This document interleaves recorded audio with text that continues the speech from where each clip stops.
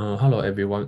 My name is James, and today I'm gonna talk about beyond the true time, using augmented time for improving spanner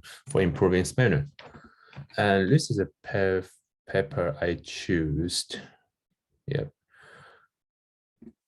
And so the first of all, we need to know what is Spanner. Spanner is a strongly consistent distributed database built by Google engineer to support some of Google's most critical applications.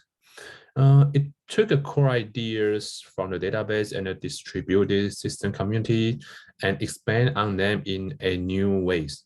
So you can see Spanner as a relational database, do some SQL query, but it is scalable. And each data version is automatically timestamped with its commit time by the true time, which they call the TT. Yeah. So what is true time, TT? True time is a distributed clock that is provided to application on Google servers. So TT enable application to generate increasing timestamp, like a timestamp T that is guaranteed to be greater than any timestamp T prompt. If T prompt finish being generated before T start being generated, which guarantee all transaction will execute sequentially.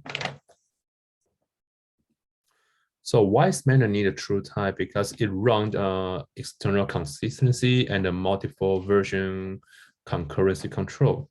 So under external consistency, the system will all the transaction will execute sequentially.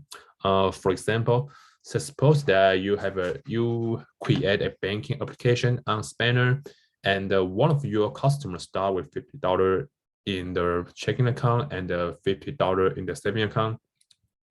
Your application then began a workflow in which it first commit a transaction T1 to deposit $200 into a saving account, and then issue a second transaction T2 to debit $150 from checking account.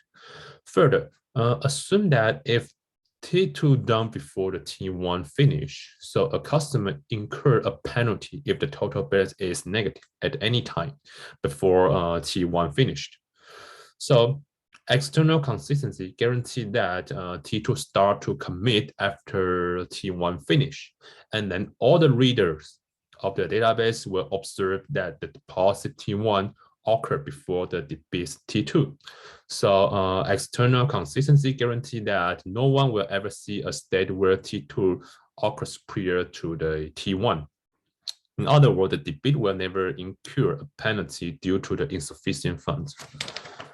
And to read without blocking writes, Spanner and many other databases keep multiple immutable versions of data. A write create a new immutable versions whose timestamp is that of the write transaction. So a user get a snapshot read at the timestamp, and it would return the value of the most recent version prior to the timestamp. So you read and doesn't need to block any writes. What is shortcoming of the truth? It requires to access to some hardware for maintaining synchronized clock and require minimizing uncertainty in the true time. Because true time need to waiting out uncertainty interval for transaction commit, or true time cannot order any events. Also, transaction in Spanner are still delayed at the commit time, which means the performance is not really well. So augmented time, which expand in true time with the casual information. So augmented time behavior would be more like a vector class used for causality tracking in a synchronized distributed system when uncertainty is big or infinity. But when the uncertainty is small, AT would behave just like a TT. And vector clock is a data structure which is used for determining the partial ordering of events in a distributed system, and detecting causality violation. What if transition with AT for read and write? It commit without any delays because it can leverage the knowledge about the class of other relevant span servers for ordering events.